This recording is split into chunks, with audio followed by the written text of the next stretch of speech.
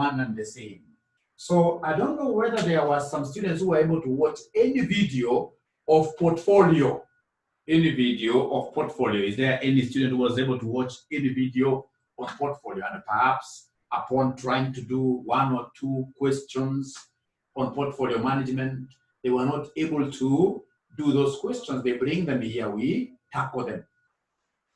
Remember, for this syllabus coverage from scratch, for us to be able to cover this syllabus here from scratch very fast, students have got to put in a little more efforts. I mean, we must combine our efforts to ensure that we finish. And how do we do this? We watch all the videos, and then we come straight to such kind of an arrangement here where we'll be able to say, Mwalimu, I did this question from this past paper and I was not able to figure it out. Could you kindly do it? Of course, myself, I've done all the questions. There is no question I don't know how to do. So what is the response of my students there? Were they able to watch portfolio videos? Rose is saying yes. Rose is saying yes. That's 1 student out of that class is about 40, yeah?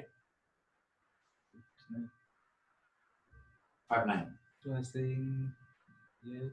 Yes.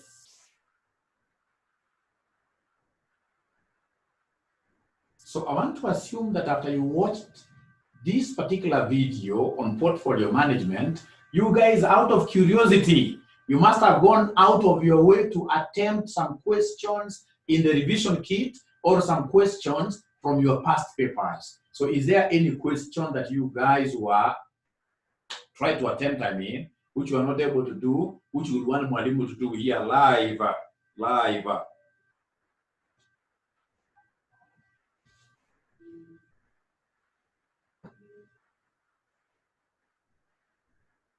So perhaps as you think through the question that you would want to give your Mwalimu, I would want to take this opportunity to ask you a few questions. But no problem will be the typing speed, especially those of you who are using mobile phones. What is a portfolio? What is a portfolio?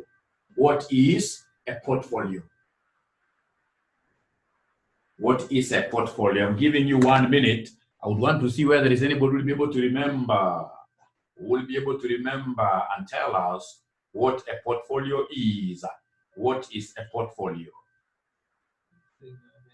I haven't given the account friendly advice. Oh, you have not been given the account, eh? What is the name of that student? Kennedy Ogaga. Kennedy Ogaga has not been given an account.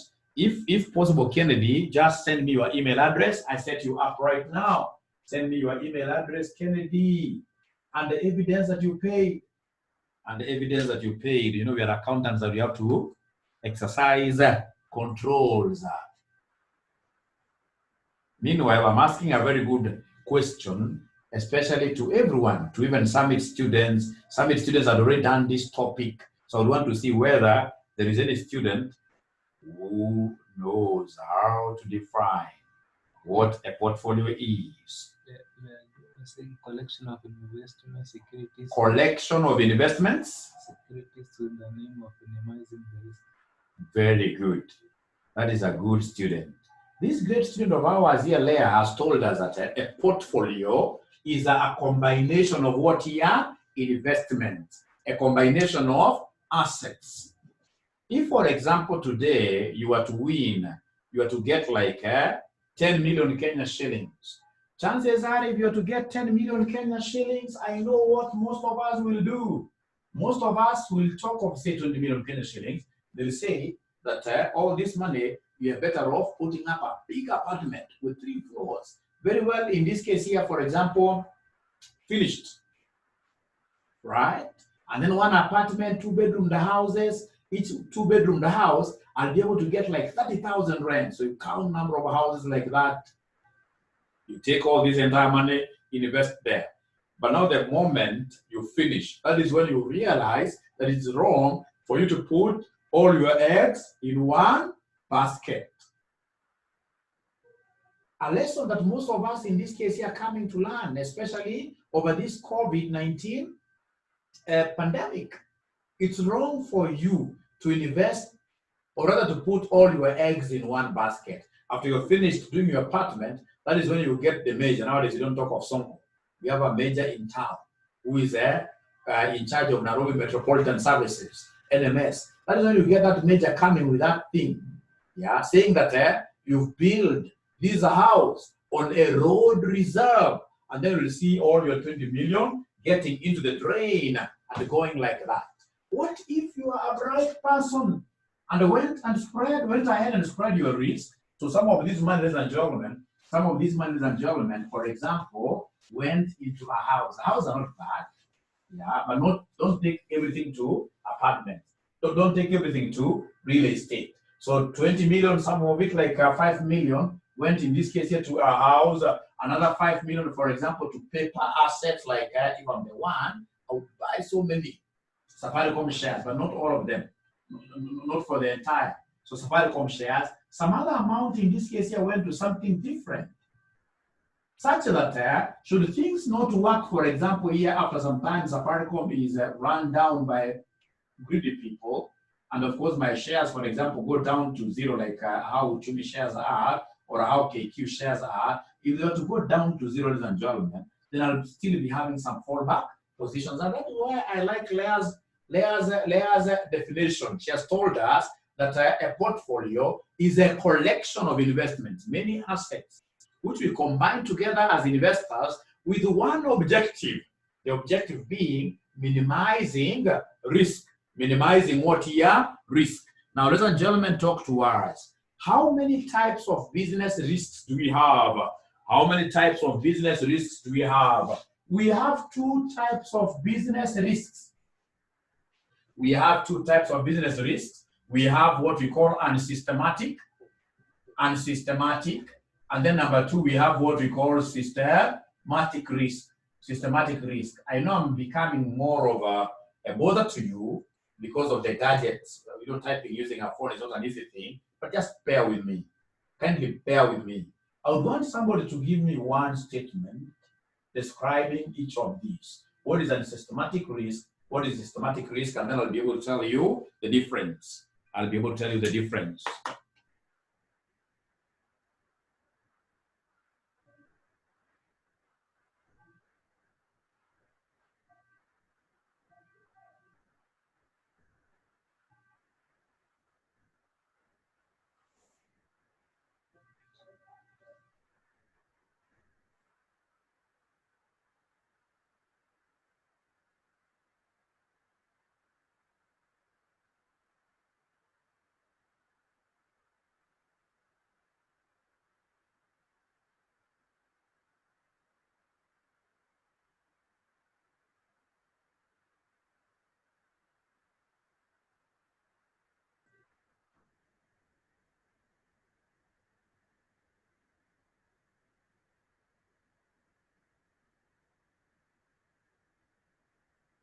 We have Auma gives us a very good definition. Auma tells us that systematic risk is that risk which is available in all the industries, in all the sectors. There is no way you'll be able to avoid systematic risk. From the word systematic, uniformly distributed what here? Risks. Uniformly distributed risks. These are those risks that are unavoidable. They exist all over. You can't avoid them. Of course, from that definition, ladies and gentlemen, will be able to define. Unsystematic risks are those risks that are industry specific or company specific. They affect specific companies. They don't cut across all companies. And as such, because they don't exist in all companies, I can easily run away from them as an investor by investing in those companies that do not have those kind of risks. So unsystematic fluctuates different between companies, and there are companies which are never affected by what here somebody unsystematic risk, by unsystematic risk. Now, ladies and gentlemen, listen and listen to me very well. Listen and listen to me very well. If an examiner asks me to describe the two types of risks, I will come and capture them in the form of what here, in the form of a graph like that. And then show my examiner that I've got this risk, which does not do what here, which does not reduce further as we increase the size of the portfolio. So this is what we call the systematic what here, the systematic risk. The other risk is called what here on systematic, the one that reduces with time. The one that reduces with time. The one that reduces as the size of the portfolio grows. As the size of the portfolio grows like that. Now, ladies and gentlemen, for us, we are required to do very few things to understand this portfolio concept. We need very, very few things. Very, very few things. To understand the portfolio theory, you don't need so much. You don't need so much. You don't need so much. To understand the portfolio theory,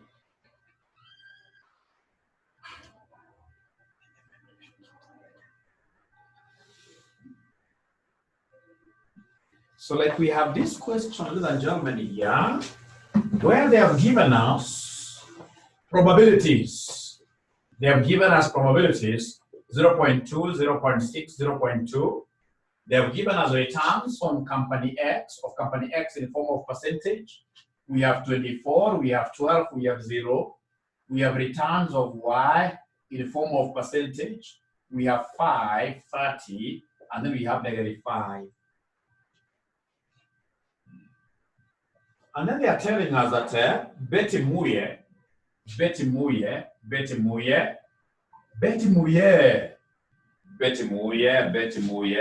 has invested 75% of our funds. 75% of her funds in X, and 25% in Y, and 25% in Y. So could you kindly, first of all, write up to there? Kindly write up to there first.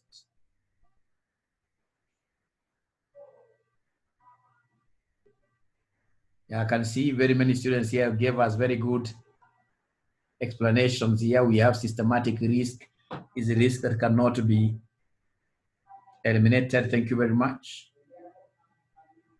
Lucy says the board is not clear. Please adjust the camera. Adjust the camera.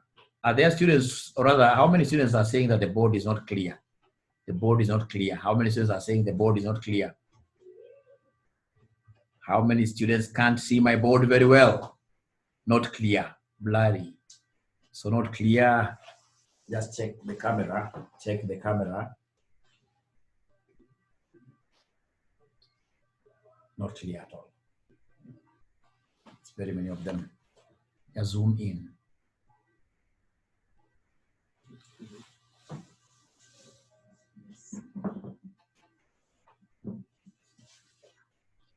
So Betty Muye has invested 75% of her funds in X and 25% in Y. And 25% in Y.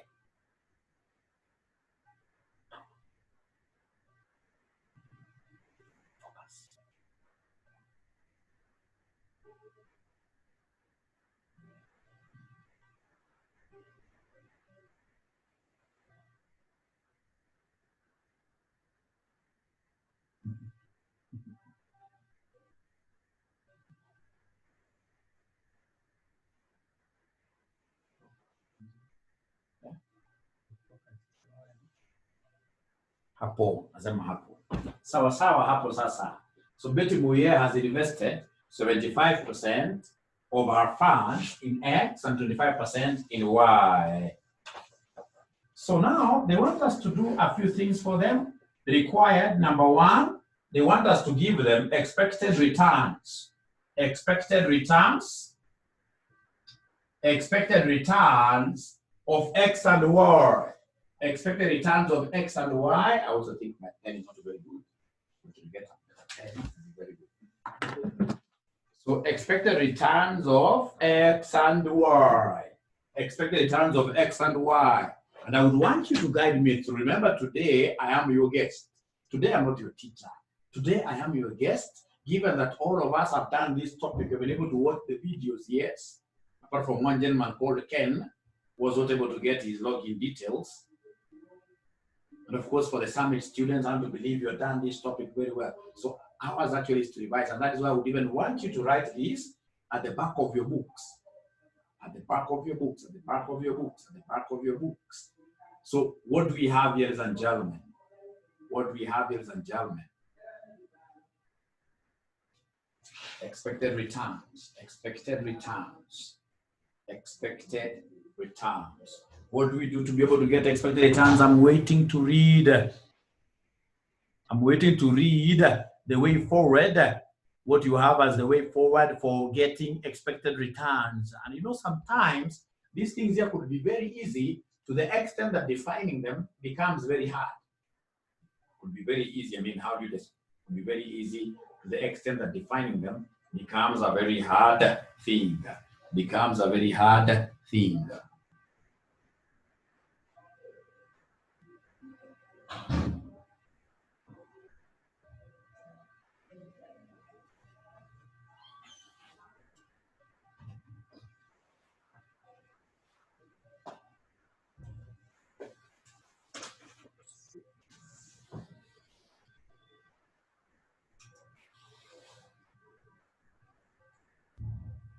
Okay.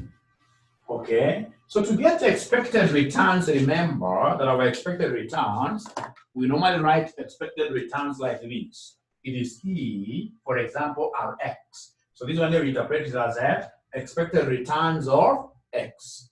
Expected returns of X. How do we get this? We'll take the actual returns of X and then we multiply this with the corresponding what here probabilities. We take the actual returns of X, multiply this with their corresponding probabilities. So come and sum like that.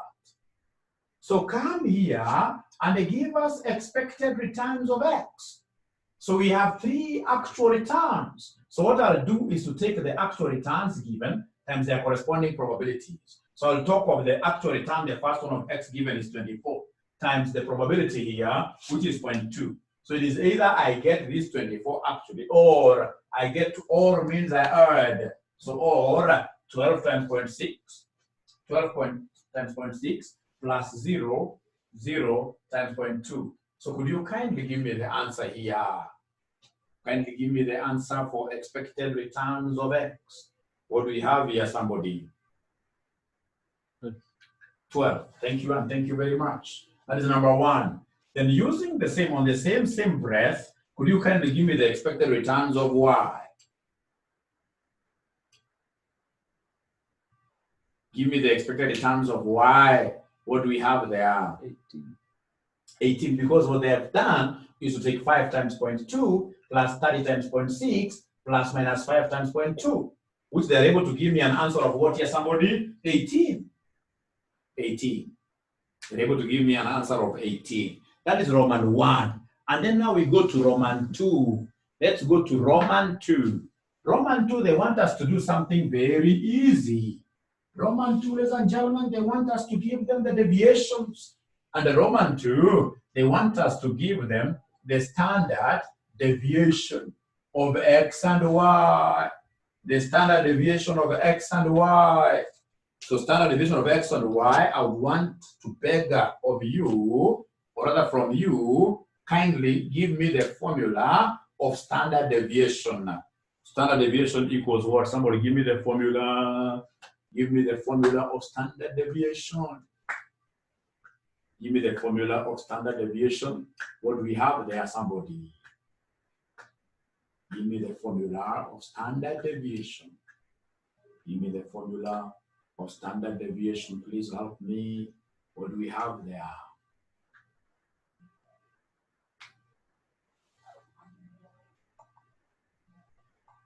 Of course, I know there is no way you will be able to write it very well, but I am so sure. You can even write, instead of saying square root symbol, you can say square root in words.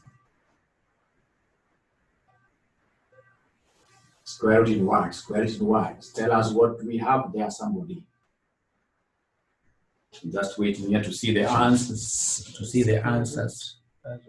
Square root of Rx minus ERX squared times PI. That is Joyce Kangu. Probability, then square root. Thank you very much, Raymond. Thank you very much, Raymond. Someone else. This is a class of 74. I expect at least 10% to respond. I expect at least 10% to respond. So I expect at least 8 people to respond.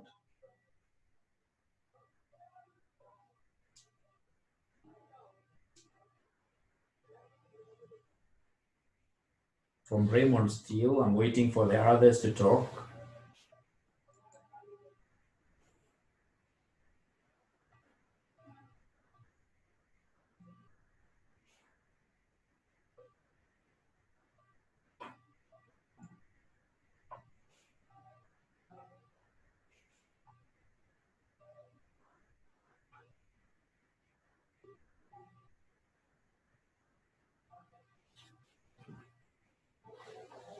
Is there anybody else who has been able to try something there?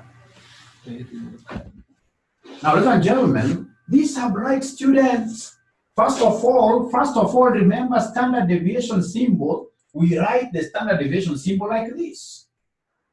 You write a 0 and then you pull a tail. Don't write a standard deviation like you're writing a mitochondrion like that.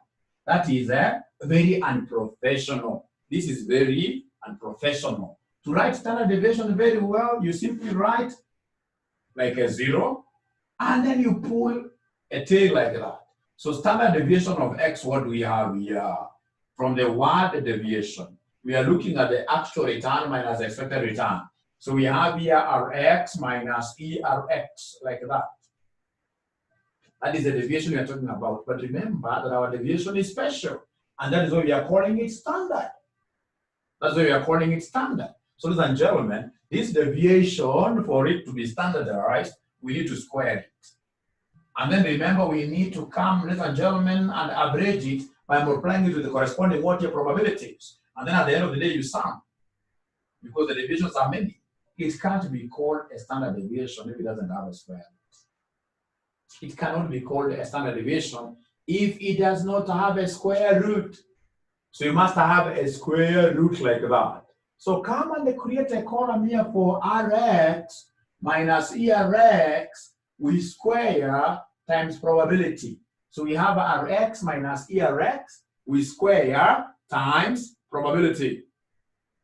I'm following the formula here. So this Rx means actual returns. ERX is the expected returns because the deviation that we are talking about has to be the deviation between the actual and what are they expected.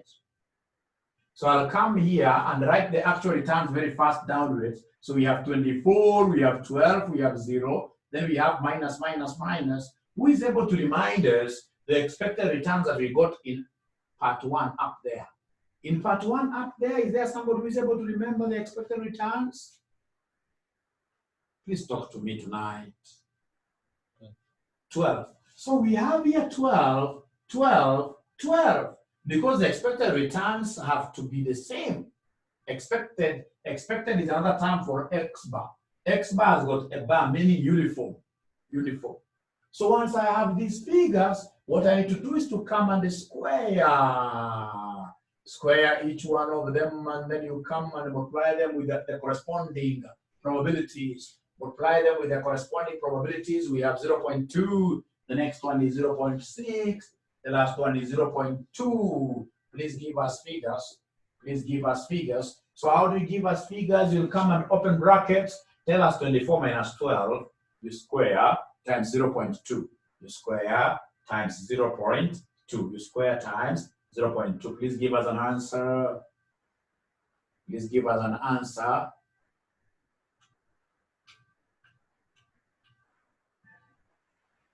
The first one, we have open brackets 24 minus 12 squared times 0.2.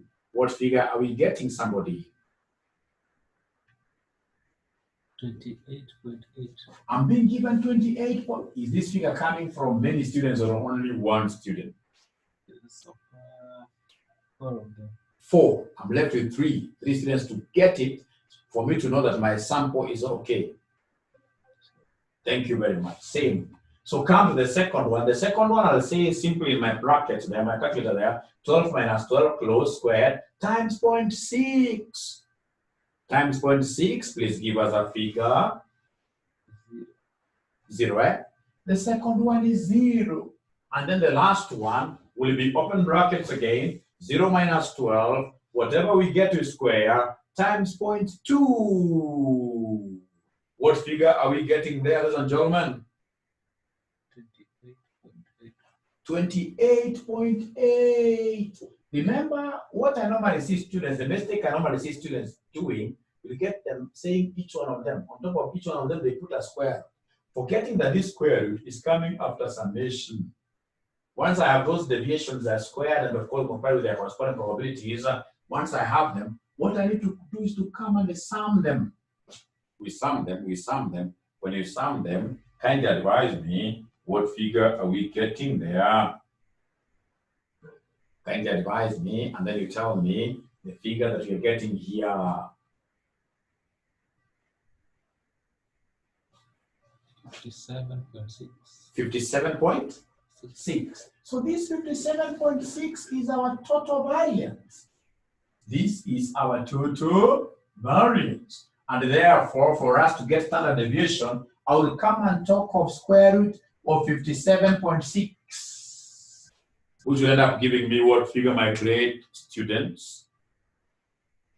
7.59. 7.59, thank you, and thank you very much. 7.59, thank you, and thank you very much. 7.59, thank you, and thank you very much. Remember, they want us to give them standard deviations of the two securities. We are through with the X, now we go to Y. So come and give us the standard deviation of Y. Once I hear the word standard deviation, really, I can't be defeated at all. To remember, I can't fail to remember the formula because of the word deviation. Deviation means subtraction. So subtraction, what do we have here, somebody? We have the difference between actual returns of Y and expected returns of Y. It's a special standard deviations of the returns. The differences must be squared times their corresponding what-year probabilities. And because there are many, we must sum them. And of course, it can't be called a standard deviation without what-year, a square. So please get space either here or anywhere and create a working for this. Create a working for this, and then you advise us accordingly. You advise us accordingly. Advise us accordingly. Advise us accordingly.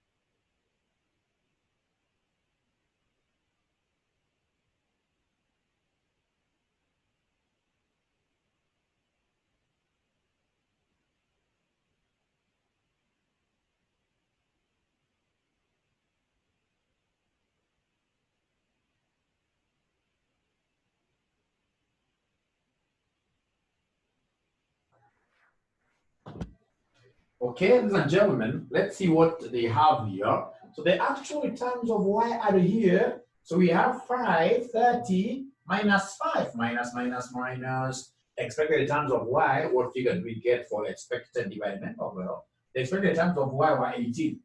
So 18, 18, 18. And then, ladies and gentlemen, these ones they will be done, what they will be squared times the probabilities. What do we have here as probabilities? We have 0.2, 0.6, and 0.2. So could you kindly give me the figures here very fast? Kindly give me the figures very fast so they can be together on the same page. On the same page. On the same page. The first, especially, the figure that I'm interested in is the figure that comes here, the one of total variance. Somebody give me the total variance. I'm not even interested in the others. Please, if you have the three, add them up. Give me the total variance figure. Give me the total variance figure. Are you able to see the total variance figure? 226. 226. I'm being told it is 226. And therefore, our standard deviation will be the square of 226, which at the end of the day will give us, that is given as the answer up there. Which at the end of the day will give us what figure? 15.03%. 15.03. I can decide to omit the percentages. Yeah, 15.03. Thank you and thank you very much. 15.03. Thank you and thank you very much. Now, you guys, I want you to do me a favor. At least standard deviations, I'm so sure now we are very comfortable with that. We are very comfortable with that. So I would want you to give me, number 3, I want you to give me the formula of covariance. Covariance between two securities.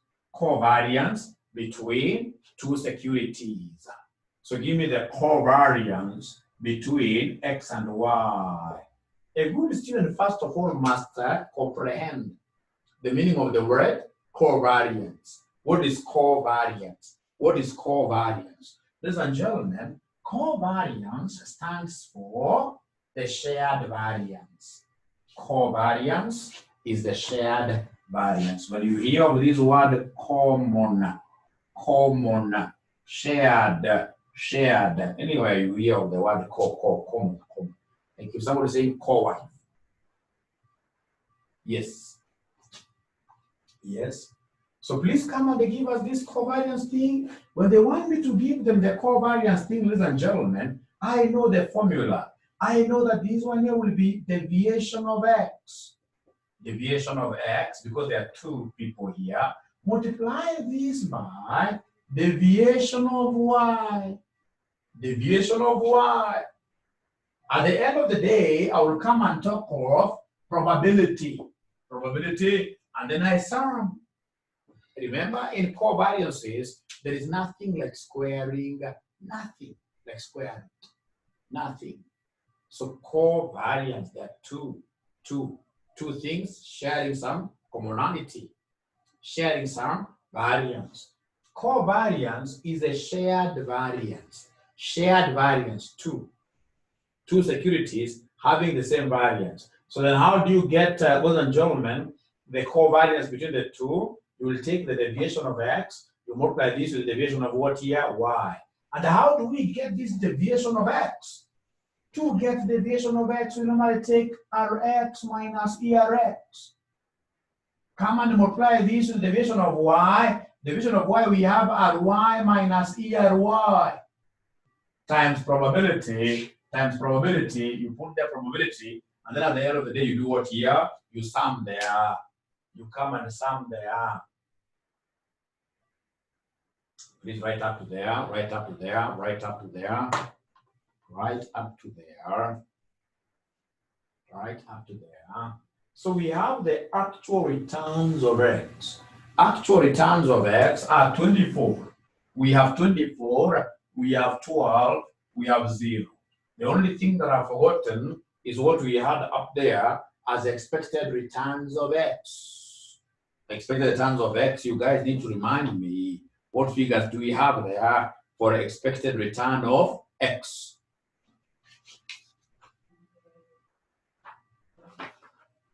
12. 12. They're giving me a figure of 12. They're giving me a figure of 12. So I'll talk of 12, because expected returns don't keep on fluctuating. So go to actual returns of Y, the ones which were given here. The ones which were given here, we had 530 and minus 5. So we have here 530 and minus 5, minus. Do we have our expected returns of Y? Yes. We're given expected return of Y, which is 18. Ladies and gentlemen, come and multiply these ones here with what here their corresponding probabilities. Multiply them with their corresponding probabilities, which are the first one is 0.2, the second one is 0.6, the third one is 0.2. So please give us answers. Please give us answers. Please give us answers. Please give us answers. So like the first one will be brackets 24 minus 12, close brackets, times, there's an in between here, there's a times in between here, times open brackets, 5 minus 18, close brackets, times 0.2, and then you give me an answer I put down. Give me an answer, I put it down. Give me an answer, I put it down. What is the name of that student who is really helping us? Many of them. Thank you very much. So negative 31.2. Negative 31.2. The second one, of course, this being a 0, the second one will be what there? Will be 0. The second one will be 0 there. The second one will be 0 there. How about the third one? How about the third one? So the third one, please open brackets, 0 minus 12 close, times, open another bracket, minus 5 minus 18 close, times 0.2. Please give us an answer. 55.2. So come and add together.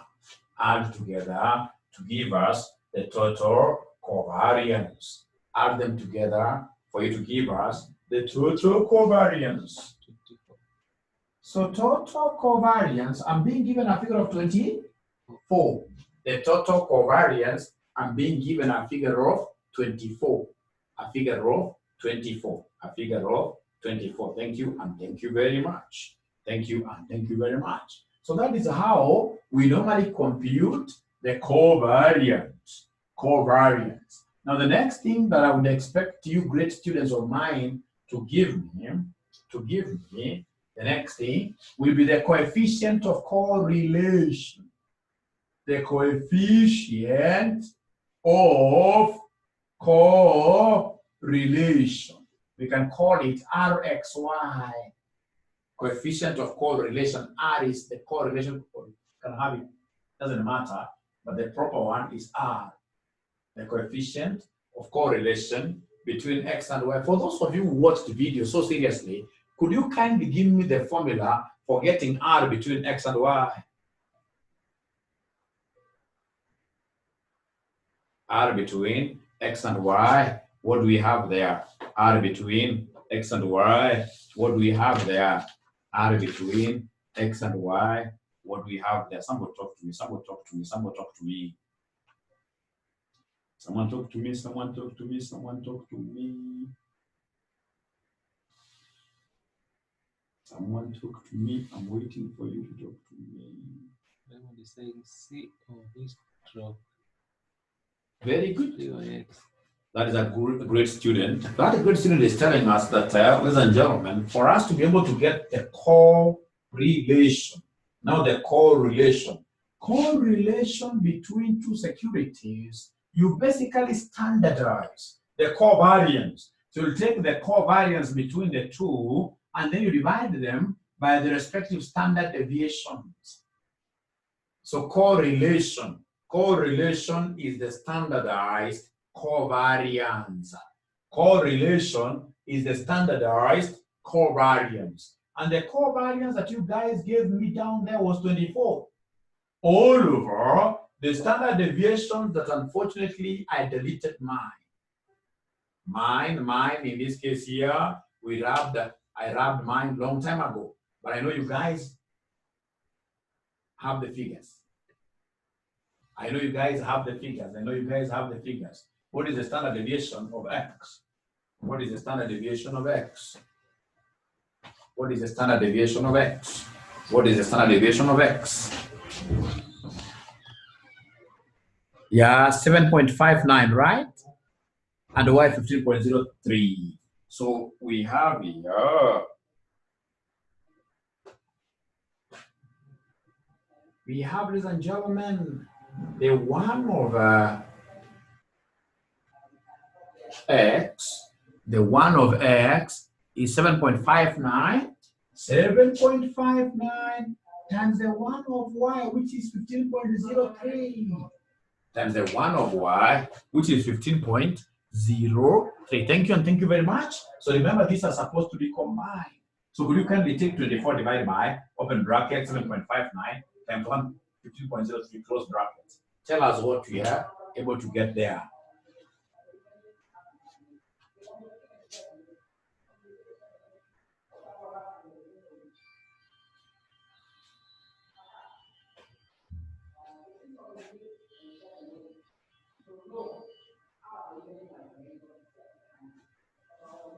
So you say 24 divided by open brackets, 7.59 times 3.03 close. What figures are we able to get there? Yeah, somebody tells me 0.21 is the correlation coefficient between the two. So this is equivalent to 21%, quite a low relationship. The two securities are not strongly related. They're not strongly related. 21% is below 50%, which signifies a weak relationship. Which signifies a weak relationship. Thank you and thank you very much. I think you're progressing well. Ladies and gentlemen, the next thing that I would expect you to do for me, the next thing to expect you to do for me is number 5. They want us to give them Betty Muyer's portfolio, expected return. Expected return. Betty Muyer's portfolio, expected return. Remember, this lady called Betty Muyer is a wise lady. She said that there is no way she could have put all her eggs in one basket. No. So she went for 75% of X, and the balance, which is 25%, put it in Y. So then what will be her expected return of the portfolio? The expected return of the portfolio, ladies and gentlemen, will be equal to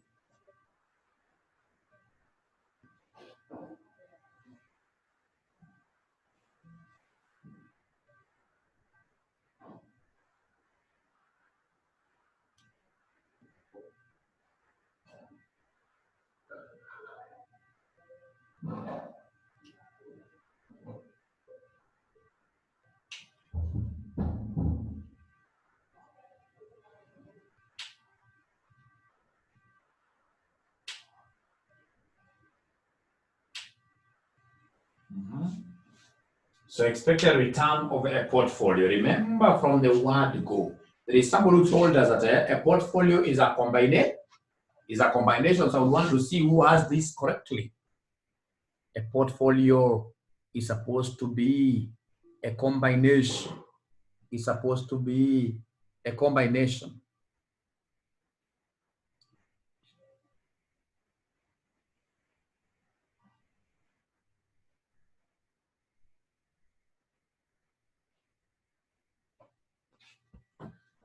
Now, a good student is asking us a great question there. What would have happened if the examiner wanted us to get coefficient of what here?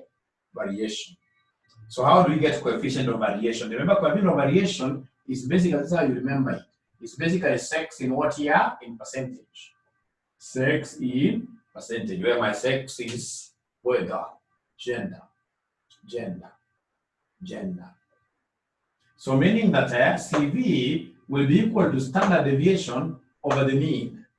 So remember, standard deviation is like this. Mean is our expected returns. So if it is CV, what they can do is to ask you to get CV of X. where you take the standard deviation of x divided by the expected return of x. They can ask you to get CV of y, the same. They can as well ask you to get CV of the portfolio, where you take the standard deviation of the portfolio divided by expected returns on the portfolio. I hope I've answered your question. I hope I've answered your question. Thank you very much. I can see very great students here like Ronald Masigeshoi, Catherine Angelar, giving us very great, even Lucy Njue. Yeah, giving us formulas which will help us to get, ladies and gentlemen, expected return. Whenever I hear of expected returns of a portfolio, this basically is the weighted average of returns, weighted average returns. Weighted average returns, yes. So my expected returns of my portfolio in this particular case will be equal to weight of x multiplied by expected return of x plus weight of y multiplied by expected returns of y. That's how you remember this. Because a portfolio is a combination, you're combining everything. But of course, as I combine those returns like that, it has to be clear in my mind that I never invested in X 100%. I only took a proportion. The proportion is what we are calling the weight. The proportion is what we are calling the weight. So the weight of X, remember, weight must be point something. You can ignore all the percentages, but weight must always be point something. They told us X, they're investing 75%. So weight of X is 0.75 times the expected returns of X. You guys gave me a figure of 12 plus weight of Y. Weight of Y is 0.25 times the expected returns of Y.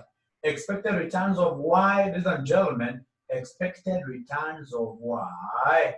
You guys have given me a figure of 18. So could you kindly give me the final answer here for expected returns of the portfolio? ERP. ERP is expected returns of the portfolio. That I can see so many students giving me a figure of 13.5. A figure of 13.5. A figure of 13.5. A figure of 13.5. Now, ladies and gentlemen, we are progressing on very well. Now I need to get into the last thing, which happens to be the icing on the cake. What we normally call the rubber meeting the road point, where you'll be able to ascertain between those students now who are very good and the students who are good, but they don't want to put in enough effort. The last one is the standard deviation of the portfolio. So I think it's number 6. Standard deviation of the portfolio. Standard deviation of the portfolio. This is how we write it. I would want to see whether there is any student who will be able to remember the formula of standard deviation of the portfolio. Standard deviation of the portfolio. Standard deviation of the portfolio. Standard deviation of the portfolio. Standard deviation of the portfolio.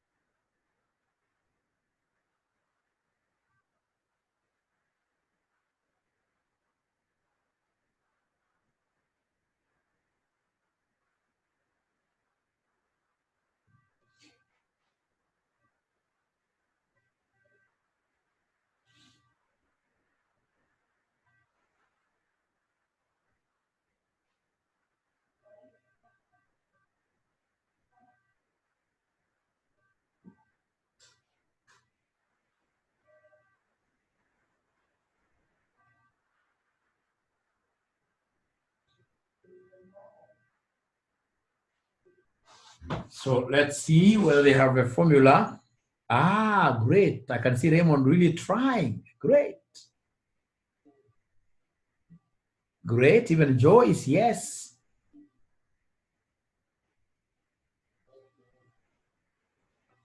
George Getao, thank you very much. You have even been able to see that big square root.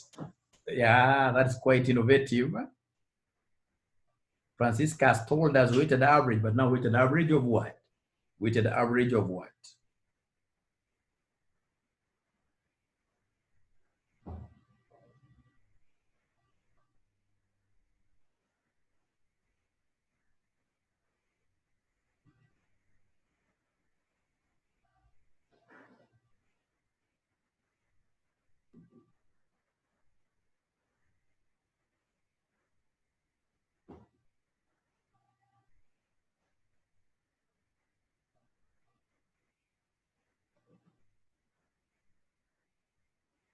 Thank you very much, Jadida. That's quite wonderful. She's been able to remember that formula very well. Very well, very well. I'm waiting for one more person to try. One more person to try. To try.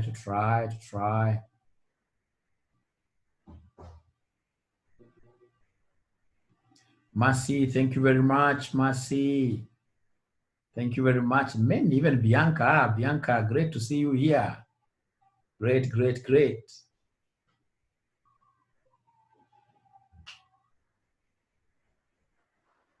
Great. So what they're telling me is that to get the standard deviation of the portfolio, this is quite complicated, a little bit, not too much, but a little bit. Standard deviation of the portfolio, ladies and gentlemen, most of them have been able to remember. It's supposed to be weight of X, standard deviation of X, plus weight of Y, standard deviation of Y. And that is why you saw some students saying that the standard deviation of the portfolio is a weighted. But now remember the proper thing, that standard deviations ordinarily, they are never supposed to be added. Whenever you give a standard deviation, you're supposed to come and change them to variance, and you square everything in that term. So this is the variance of X, this is the variance of Y. Now you need to come and talk of twice. You introduce the common variance. Twice the covariance between X and Y multiplied by what here? Of course, the others have weights. So you must introduce the weight of X, you must introduce the weight of Y. So then at the end of the day, at the end of it all, you put a square root like that.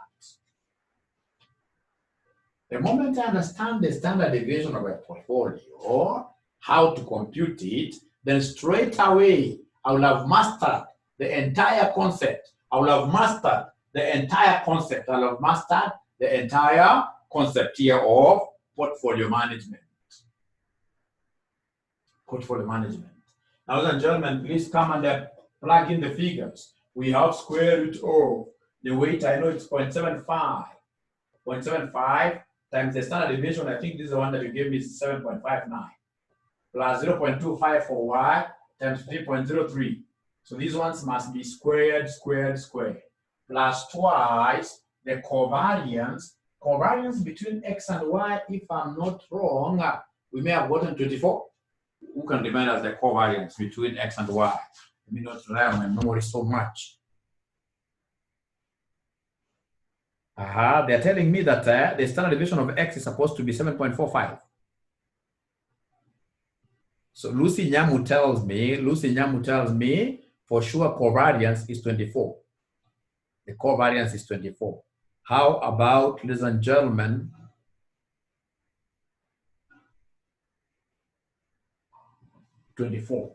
so times 24 times 24 times the weight of X, 0.75 times the weight of Y, which is 0.25, like that.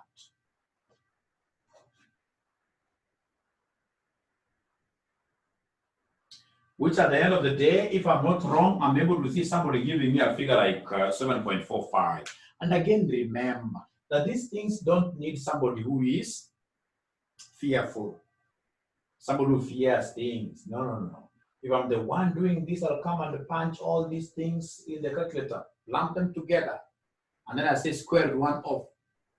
Even if I get it wrong, so what? After all, Kasneb is not about accuracy. Kasneb is about the methodology. the steps.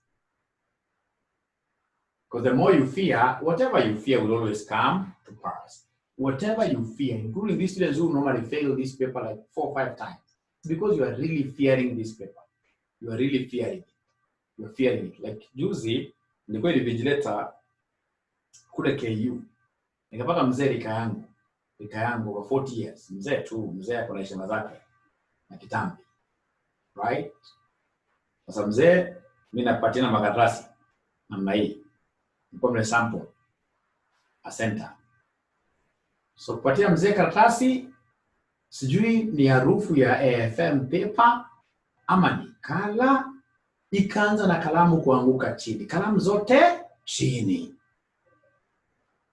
Normally, I like my students. I mean, that kind of a thing, whenever it happens, even when I'm teaching, na kuokotea. So nikamuokotea, nikampatia.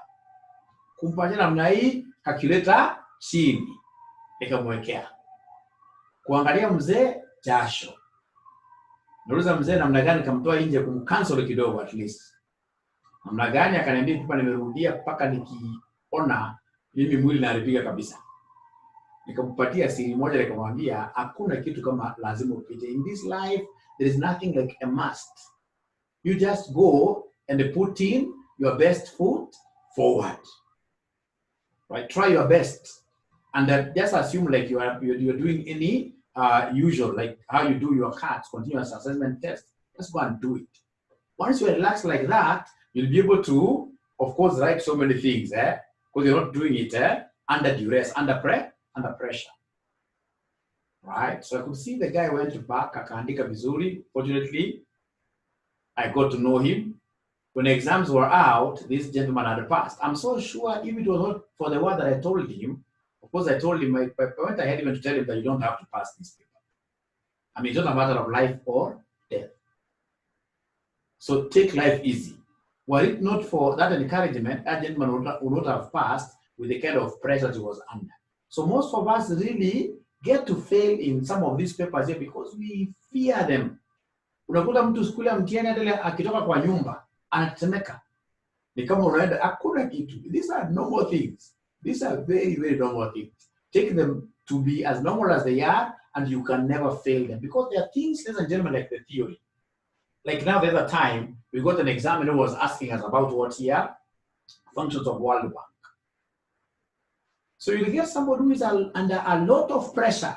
Somebody who says that I have to, or rather if I don't pass in this paper, I'll die. Some of those small points will not be able to come from your head easily. Because World Bank, just like any other bank, ladies and gentlemen, they're in the business of doing what their major business is to offer loans to member countries, isn't it? How do you forget that? You can only forget that if you say, I must pass. If you say you must pass, and then you go and get a bad examiner like myself, who will harass you, especially for the first 2 questions. Naika swali ya kwanza, unasoma, ukisoma unashangaa hii ni home science, ni geography, yani swali haina mbele wala nyuma, ni swali ya advanced financial management. So for you to be able to know that the 3rd, the 4th, and 5th questions are doable, you must be a courageous person. You must be a courageous person. Ni kitu ya kusweat, unatoa jasho kwa hapa, unafikia nilivanaye, hiyo kitu haita kupeleka mahali popote, utaanguka. So we must be very courageous. So what figure are we getting at the end of the day as the standard deviation of our portfolio?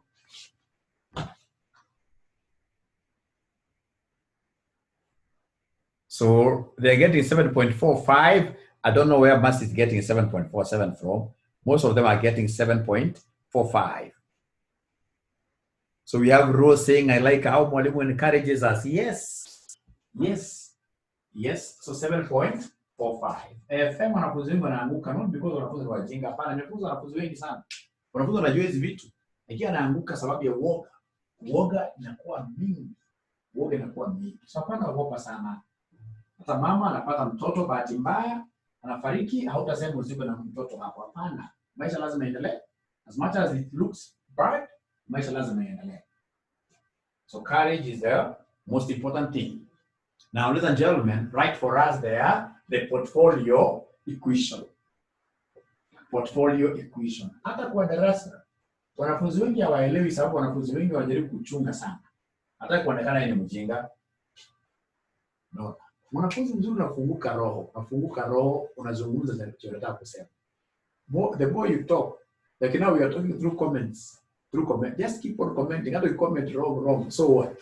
So what? There's nothing really.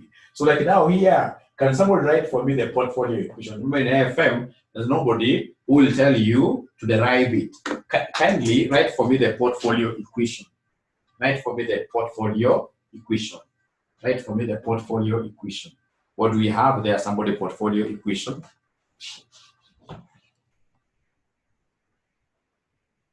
Yeah, Jaira says team courage, yes. Panaogopa mambo sana.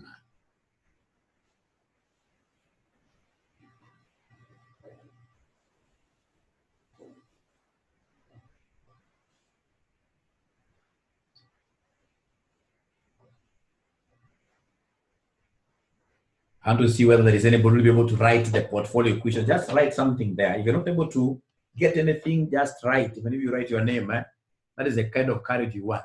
People keep on writing, keep on talking. Because if you don't do that, for sure, you will sleep.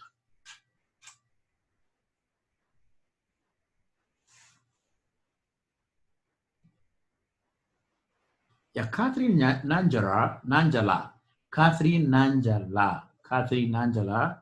has really done a good job. A good job, I tell you. I can see from a lady called Catherine Nanjala. Catherine Nanjala.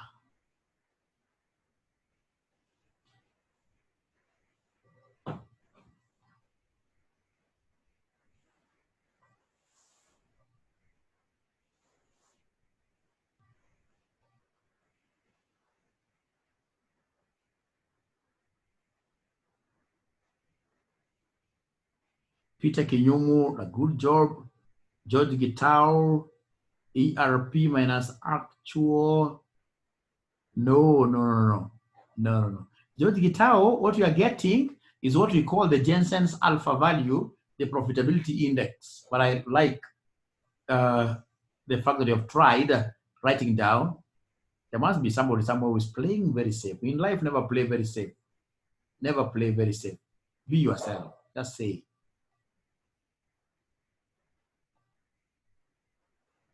I'm waiting for about 4 people. Nduga, my friend. Yes, Nduga, this is correct. Thank you very much. Thank you very much. Thank you very much.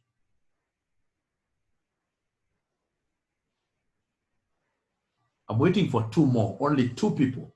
2 more. The portfolio equation is quite similar to the CAPM equation. It's quite similar to the CAPM equation. At least user faith has known that we must start with risk-free.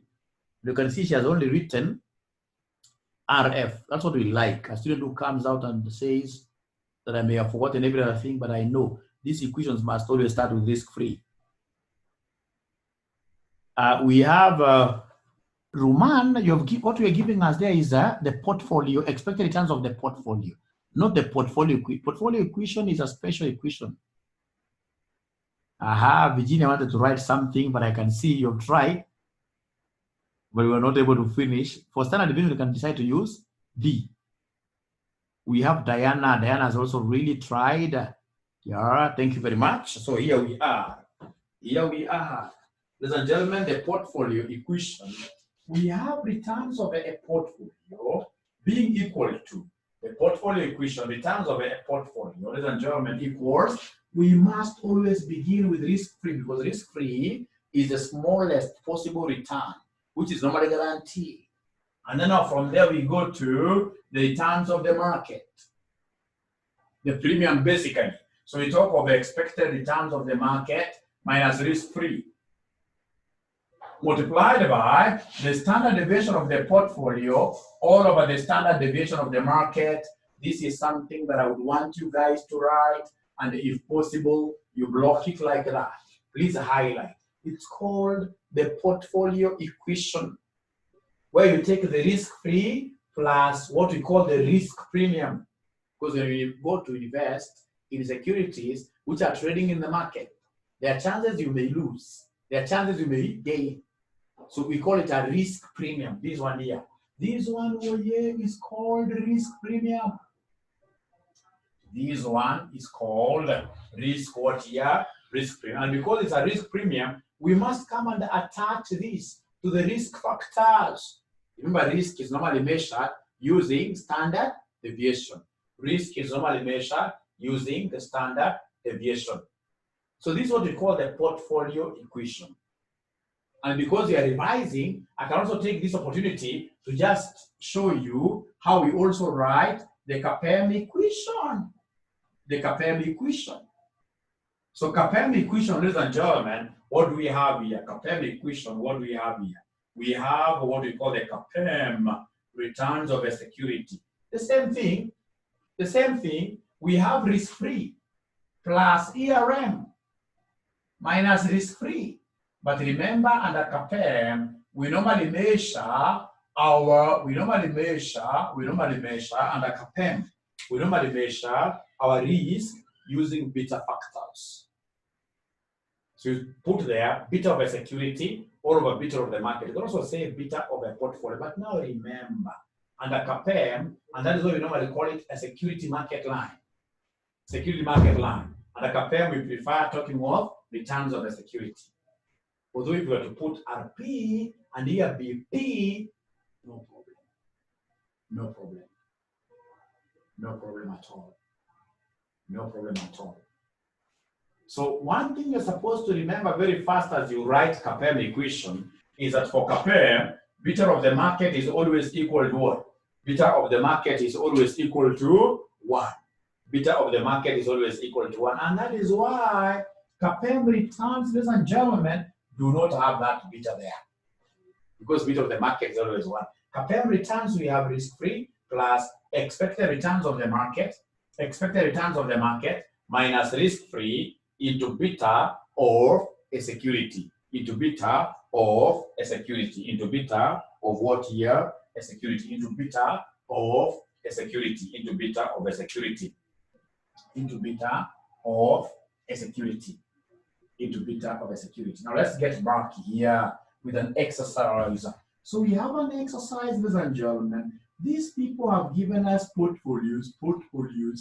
Portfolios, we have A, B, C, and then we have M.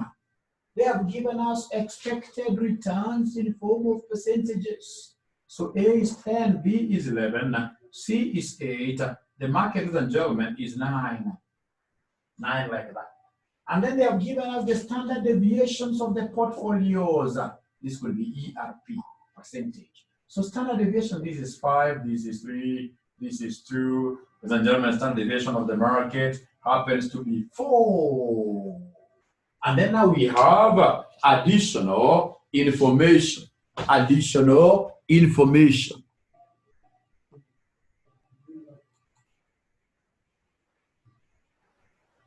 We have additional information.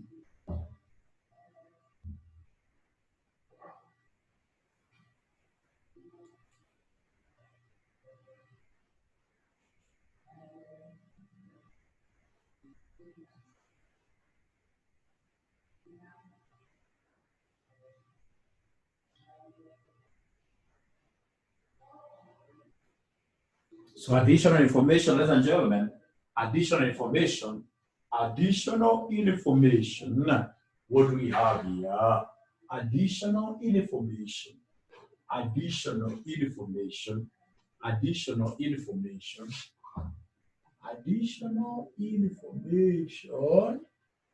They have only given us the risk-free rate of return is 6%.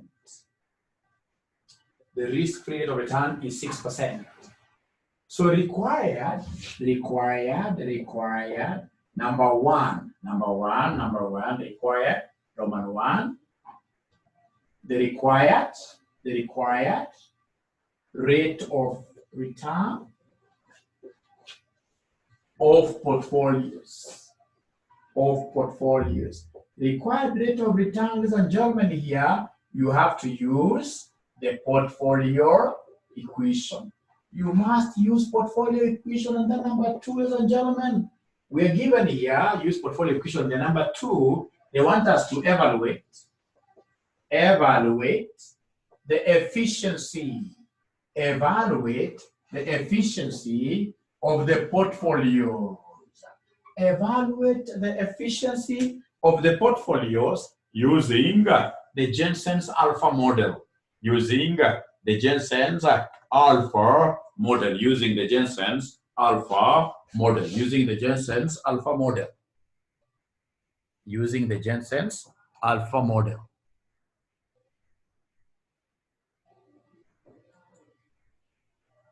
So team courage, team courage, team courage, team courage. Team courage. I would want you to give me the required return of the required rate of return of the portfolios. Of the portfolios. What do we have there?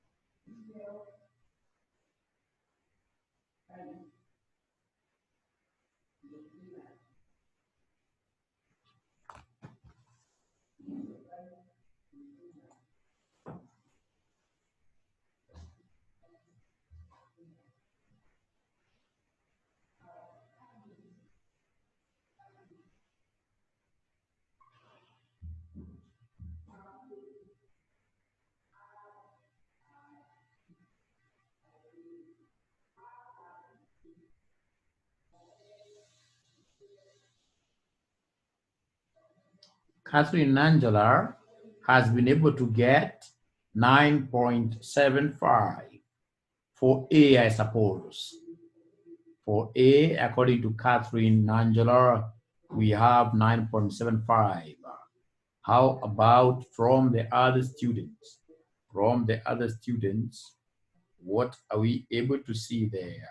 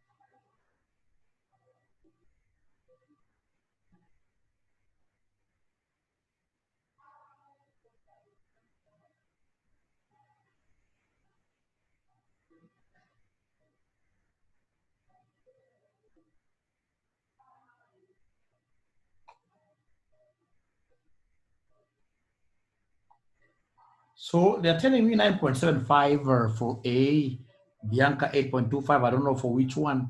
A, Veronica 9.75, B 8.25, and then C 7.5. Thank you very much, thank you very much. Thank you very much, thank you very much. I can see team courage now. People are courageous. People are very courageous.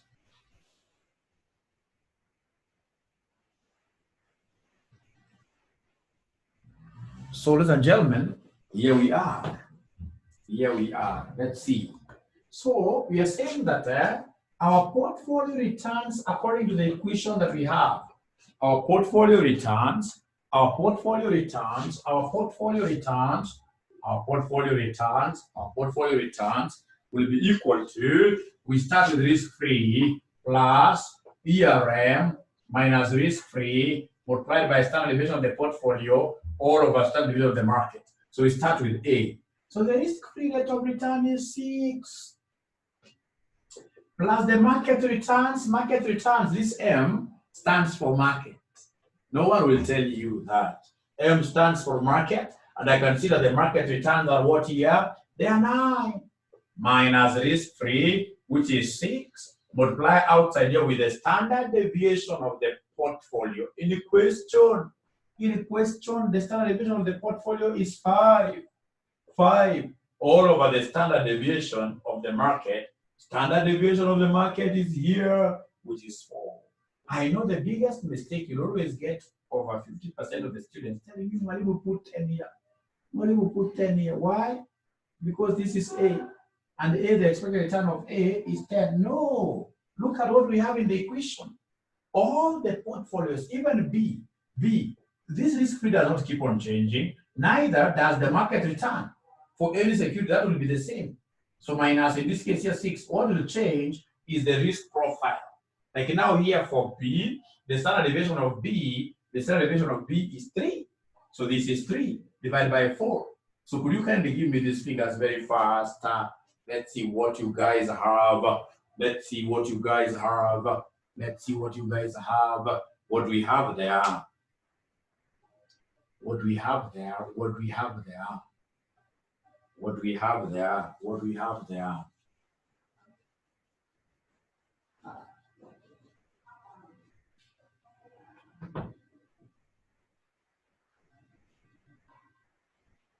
So the first one from the student who is able to, Catherine gives us 7.5.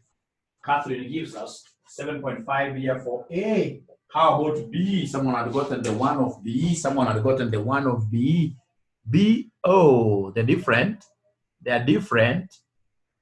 They're different. There is someone telling me A is 9.25. 9.25 is A.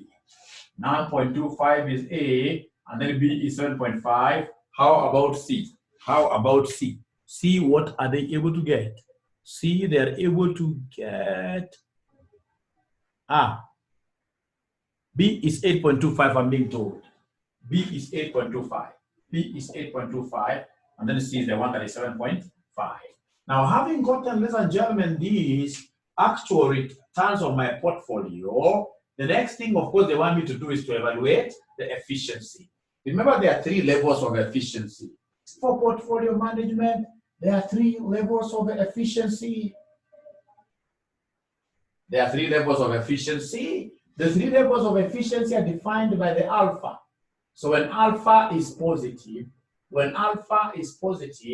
normally say that the security or the portfolio is super efficient. Whenever alpha is positive, that means a profitable security. When alpha is positive, that is super efficient. Now, ladies and gentlemen, when alpha is negative, meaning that we are talking of a loss-making security, then this becomes what here, somebody inefficient. And then, of course, when alpha equals 0, we just talk of what here, the model being just efficient enough in predictions. So we have got 3 levels of efficiency. We have super efficiency when our security is profitable. It's called super efficiency. So I would want you guys to come and write the formula of the alpha. Alpha is the profitability index, the profit. So profit, I will look at the expected return. For the profit, I will look at the expected return. So for the profit, I will look at the expected return.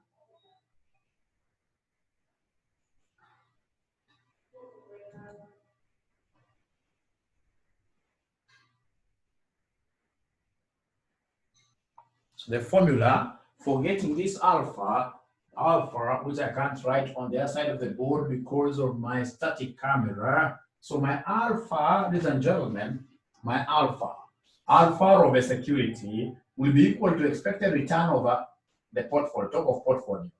Alpha of a portfolio will be equal to expected return over a portfolio minus, in this case here, the required returns. Minus the required returns. Returns given by the portfolio equation. So like now for A, I know the expected return of A is 10. So it is 10 minus the required return of A, which you guys gave me a figure of 9.75, which will end up giving me a profit of 0.25. It doesn't matter how small that profit is, so long as it's a profitable security, then this automatically will be called what is about the super efficient. So A is super efficient. A is super efficient. Go to B. B, what do we have? We have expected return of B, which is 11. So 11 minus the required returns as provided by the portfolio equation. And then you gave me a figure of 8.25 if I'm not wrong. So somebody, what is the alpha of B? What is the alpha of B? What is the alpha of B?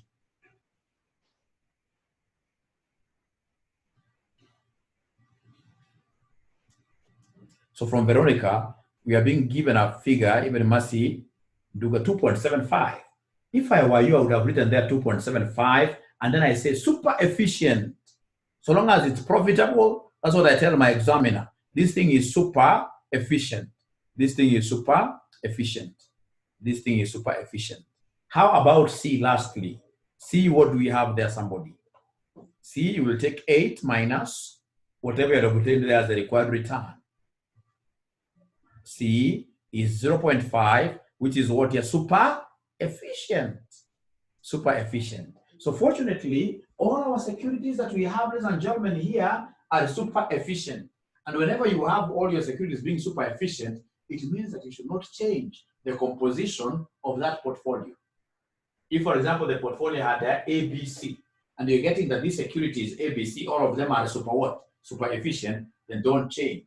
Don't change. Don't change. Don't change. Don't change. Don't change.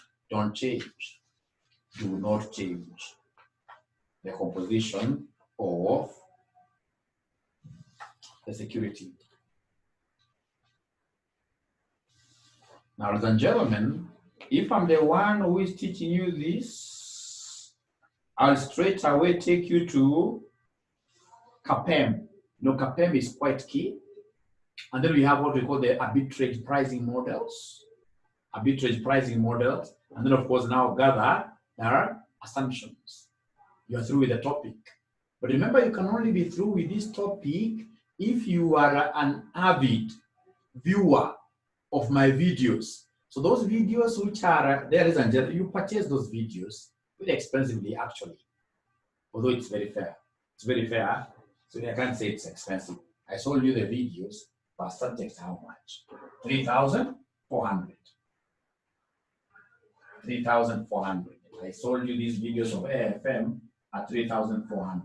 This 3,400 gives you what? Number one, a revision kit, which I want to assume that all of you got revision kits, the ones who paid this revision kits, must have gotten.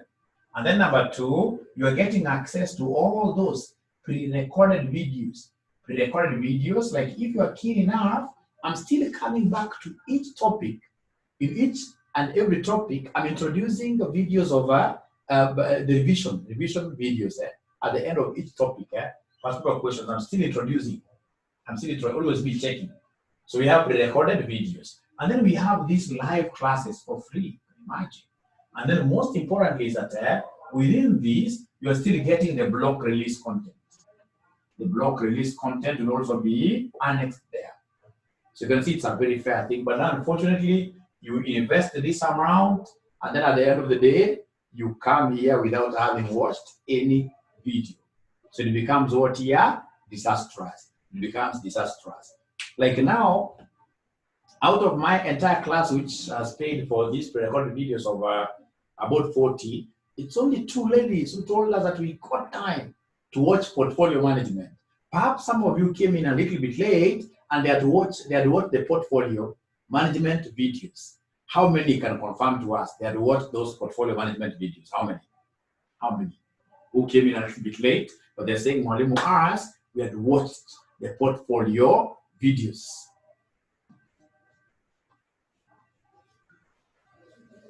Because you see, given that you never watched the portfolio videos, now I've been forced to detour. Do what I never expected to do today. Because today I was simply to come here and then I get past paper questions from you, great students of mine, telling me, Mwalimu will stop all those things. Don't even introduce the topic. because the introduction was done in the videos. Just come here and do this question, this question, this question. Or even give us a test, something different. Something, because whatever I'm teaching here today is in those videos. How many? Let me see in the comments. How many were able to watch the videos? Jeta says she watched. Mwingine anasema mimi nilifukuziwa school fees. Yes, the ones who paid 1,700, we can't give you access to the videos, honestly, because also we're not giving you videos partially. We're giving you full, all the videos, so it's upon you to complete your fees first. I told you we must be good in controls. We must be good in controls.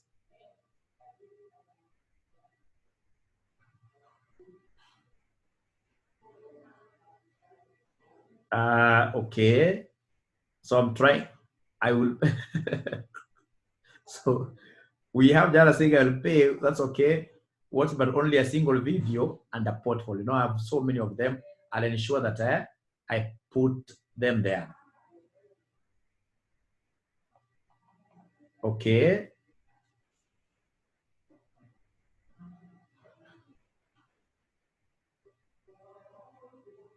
It was only one which I watched. Mercy, thank you very much.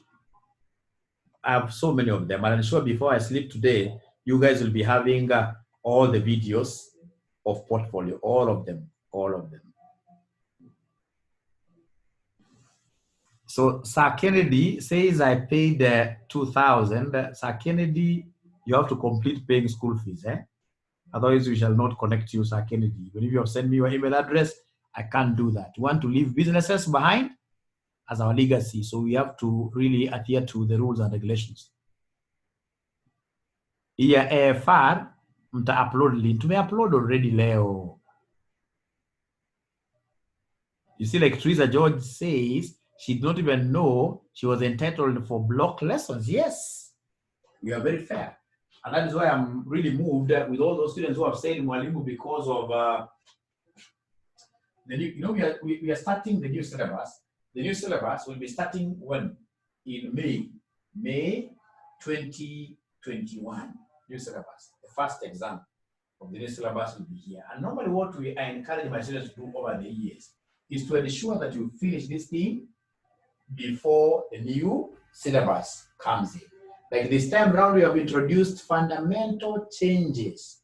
We don't even be talking of CPA section 1, section 2. No, fundamental changes, because we want to realign the professional qualification with the academic qualifications here. We don't want a situation where you clear your CPA and then someone tells you in a university like University of Nairobi, you'll only be exempted from 4 units. Even where I teach at Daystar, you'll come over there, we'll exempt you few papers, and then at the end of the day, like there's a paper I teach called Accounting for Equity and Liabilities. You start again telling this CPA K, that whenever you have, like now what we call payouts, whenever you have got purchases, expenses, assets, debit them. That if you acquire a motor vehicle, it's an asset, debit, right? If it's revenue, liability, share capital, credit, when they increase. So you can imagine I start again teaching these great students of ours, CPA Ks, teaching them double entry. I mean, we don't want that. We want this syllabus here to be aligned, everything be aligned with it, so that when you finish part 1, you have a diploma.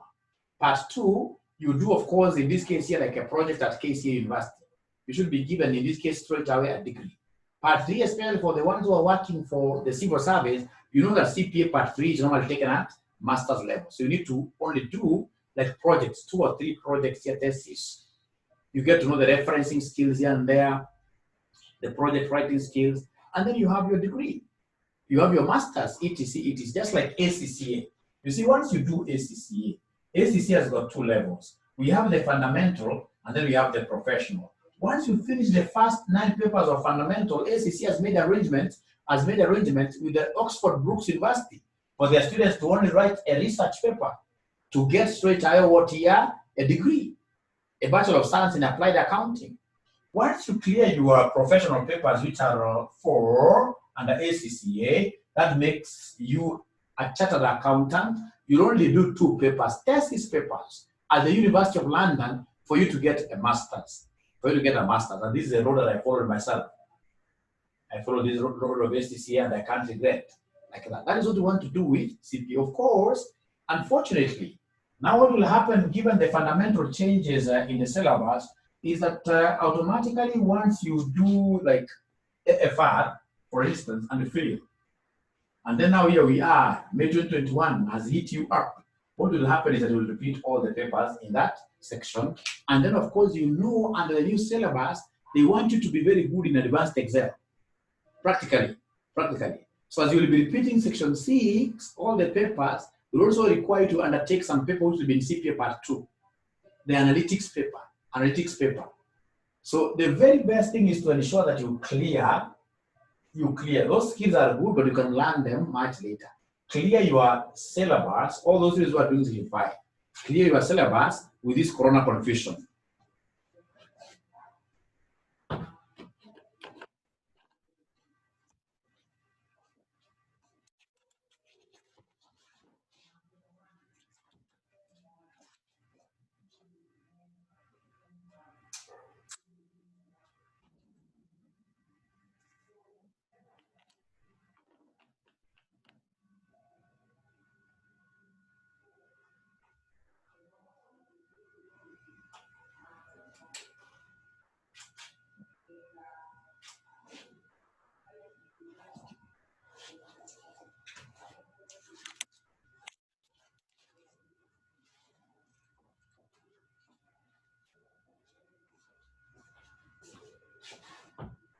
Okay, so that is it.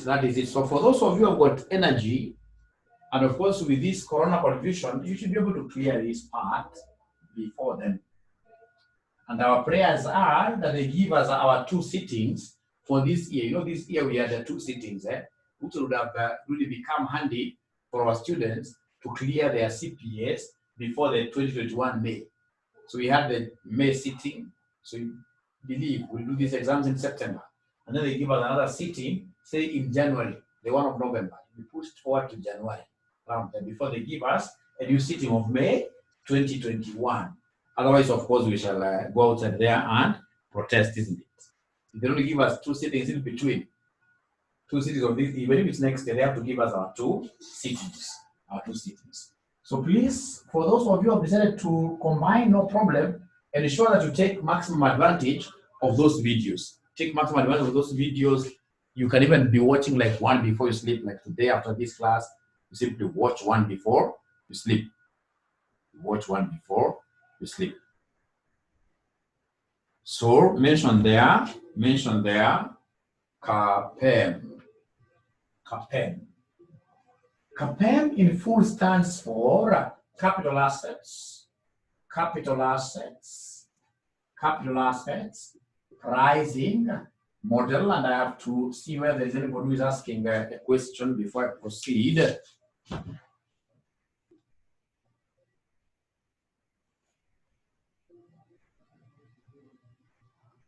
How I wish I met you at Daystar University. Yeah, Valley Road. Been there for some time. Become undergraduates are very flat course. No wonder. Jaras Aki, thanks Mwalimu. Yes, 2 sittings, our 2 sittings. We'll have to demand we be given our 2 sittings. That is okay. Great. So overall, we shall do what here? We shall overcome. So remember, ladies and gentlemen, CAPEM assumes what? CAPEM assumes that investors are extremely risk averse,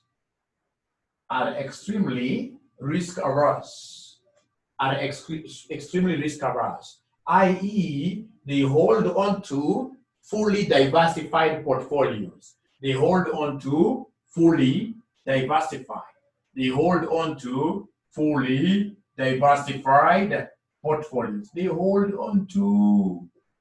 fully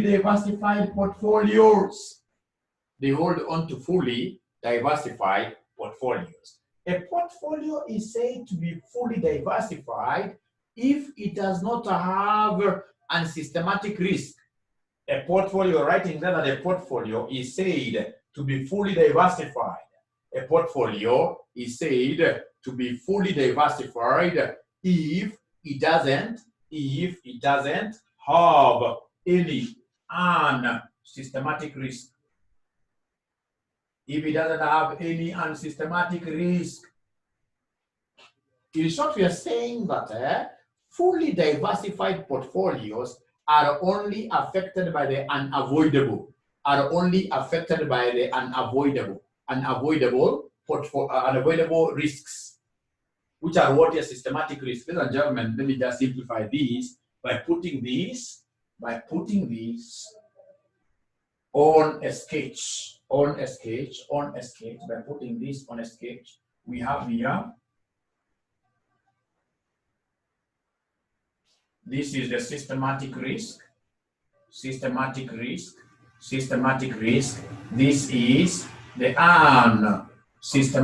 risk. And we are saying, ladies and gentlemen, that all investors that are coming to us through CAPM, they will diversify fully. Diversifying fully means eliminating of this unsystematic risk. So we are only left with systematic risk.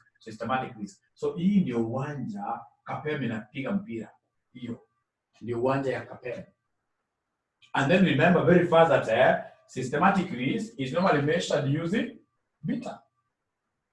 It's normally measured using beta factor. Now, ladies and gentlemen, if that is the case, here we are. They would want us to give them the CAPM returns of a security. CAPM returns of a security. Let me see whether there is any student who will be able to write the CAPM returns of a security without looking at their notes. I'm able to see you here, by the way. I'm able to see you all the way from here. Please don't look at your notes at all. Kindly, don't look at, be very honest. Don't look at your notes at all. Just try writing this formula. Even if you get it wrong, so what? Even if you get it wrong, so what? Even if you were to get it wrong, so what? Even if you were to get it wrong, so what?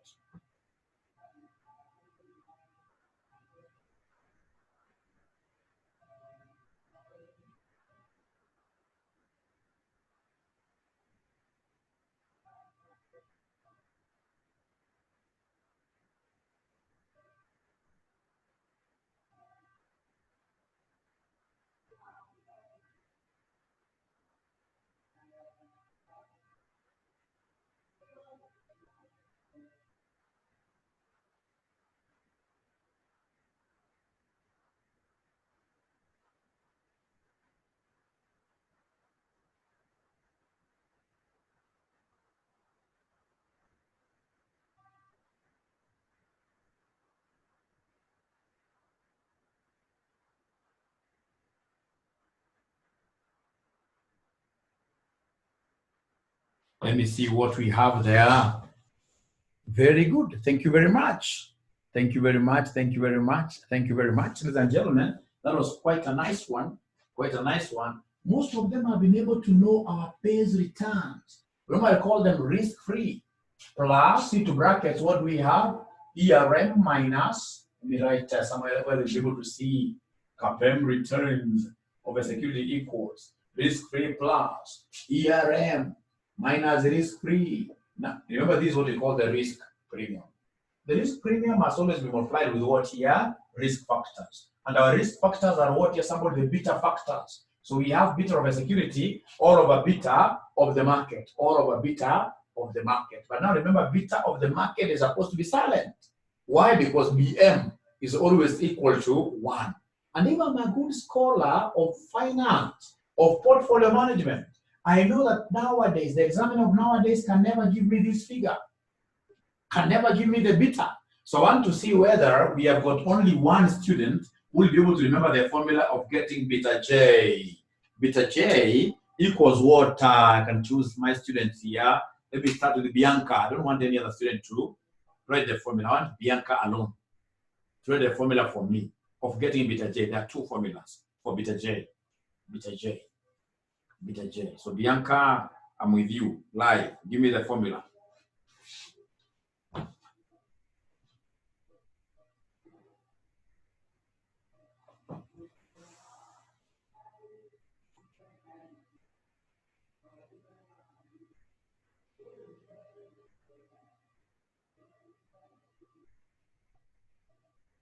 Raymond, that is not correct. Raymond, that is not correct. But thank you very much for trying.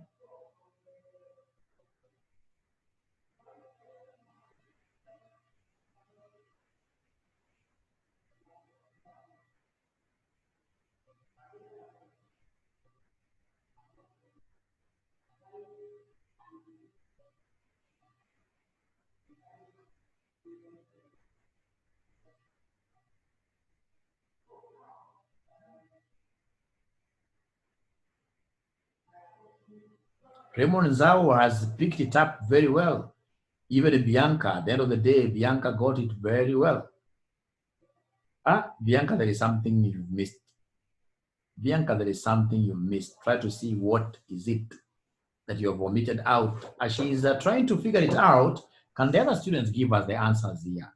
What is the formula for getting beta J?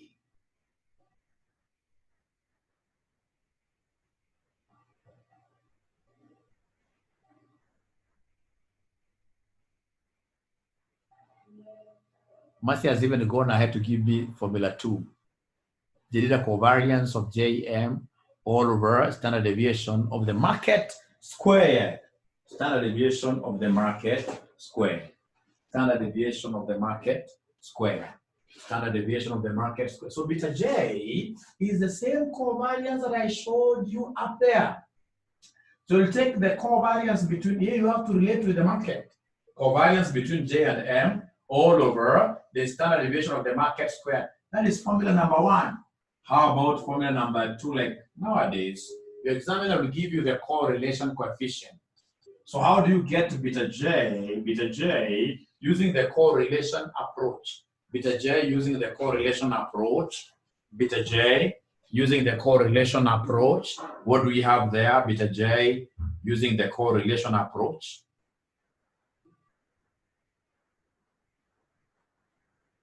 So beta J using the correlation approach. What do we have there?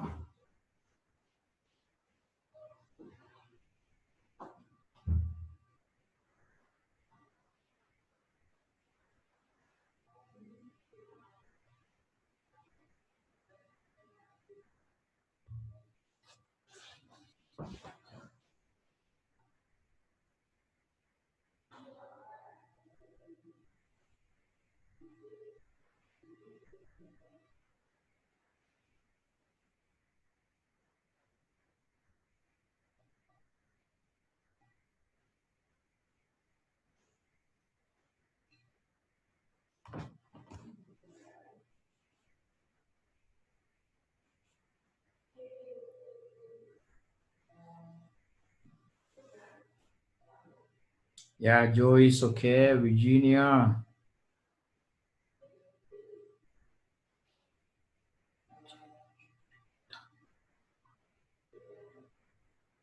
Okay, I can see Raymond there. Peter Kinyumu. No. Duga says R between J and M. Great. Thank you very much. So here, for BJ, what we need to come and do is to take the correlation coefficient between J and M, multiply this with the standard deviation of J, all over the standard deviation of the market, all over the standard deviation of the market, all over the standard deviation of the market, all over the standard deviation of the market, all over the standard deviation of the market, all over the standard deviation of the market, all over the standard deviation of the market. So in our next class, ladies and gentlemen, I expect us to pick it from here, but our next model, our next topic is the one we call very, very famous advanced financing decision. Advanced financing decision has got about four videos. Even if I haven't uploaded them, I know them. About 4 videos. 4 videos. I expect you to take like a week to watch all of them. You watch all of them. Those 4 videos, 2 hours each. Those are 8 hours. And then please, when you are watching these videos, don't watch this as if you are watching this movie of No Retreat, No Surrender. No. You need to watch this thing as if you are in a classroom. You need to have a book, you need to have a pen, a calculator. After some time, of course, for videos, because of editing, because of, we edit to eliminate all the, like these times, but I tell you to calculate. I tell you to calculate, of course, I'll have some time lag. So what normally happens in editing will cut that time lag. So you may get the videos moving quite fast. What you need to do, if you need to do any summation yourself, you simply pause. You pause, do calculations, and then now you allow me to go forward like that. You're going to get a very, very good experience. If you look at this thing positively, you're going to get a very, very, very good experience, even better than these live classes. Of course, don't forget that live classes will only be coming once every Friday. So tomorrow's class, use that time to watch these videos. Otherwise, thank you very much. It's been a pleasure hosting you. Good night. Bye-bye.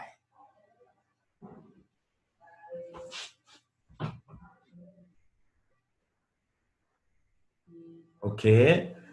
Now, for the students who are complaining that at times they can't get me, I happen to be having a PA, by the way. I happen to be having a very serious guy who helps me around. If you can't get me, this is his number. Yeah, him is available any time of the day, whether it's 2 a.m. You get him, and then you'll know what to do to relay the information. Any general questions about how do we, like now there are students who are asking us, how do we get accountants being paid? This was a very good debate. Being paid 25,000 a month. Are there really CPAKs who are paid this amount? Are they there? CPAKs who are being paid this amount in the market, are they there? Let me see your comments. Let me see your comments. Are they there? Even before good night, are those people there?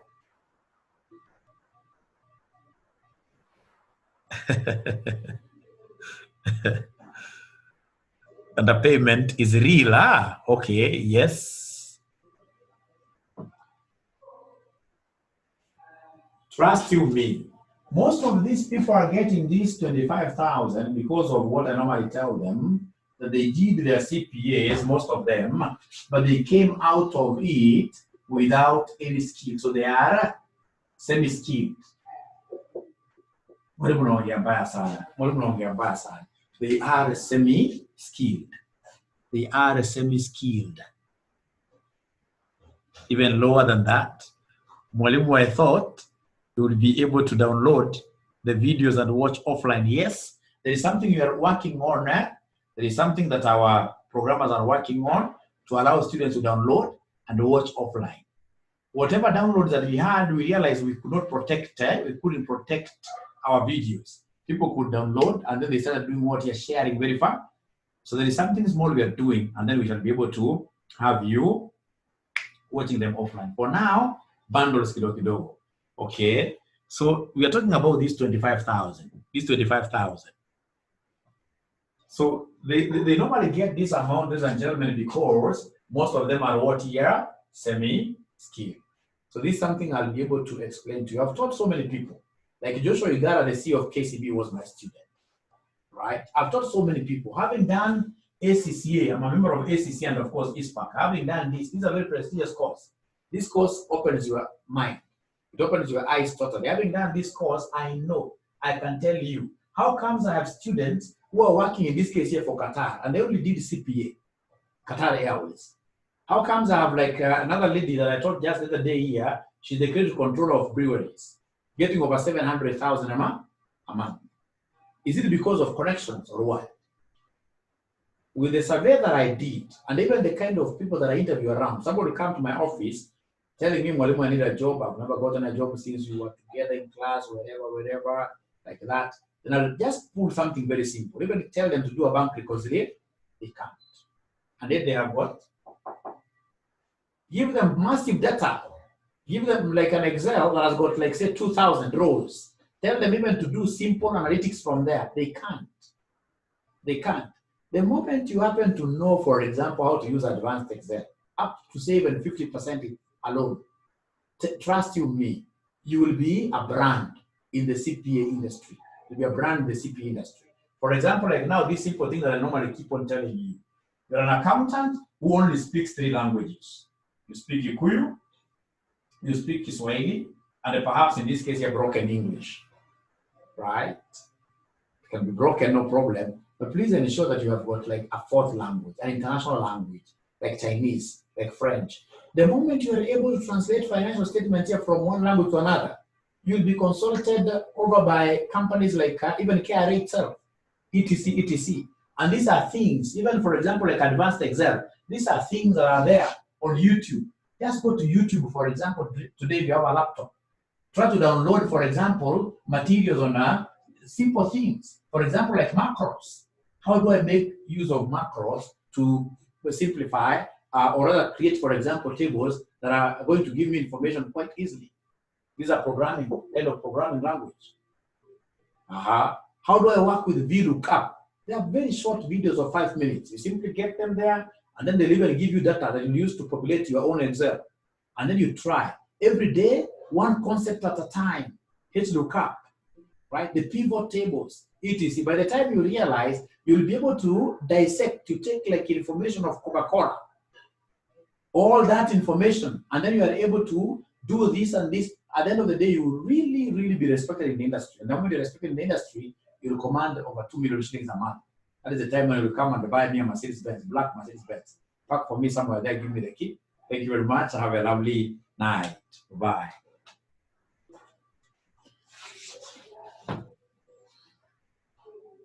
Racism is real.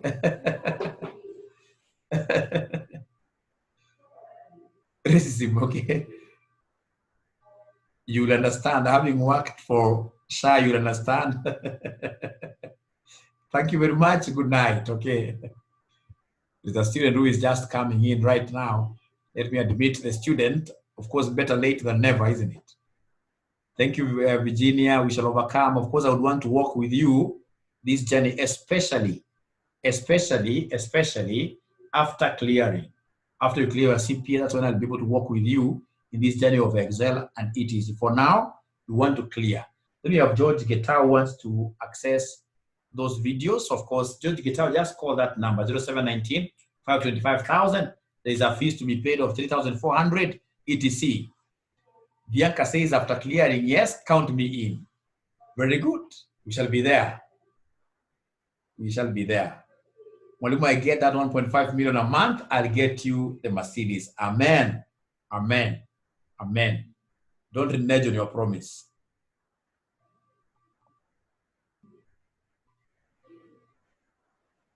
Okay, bye-bye.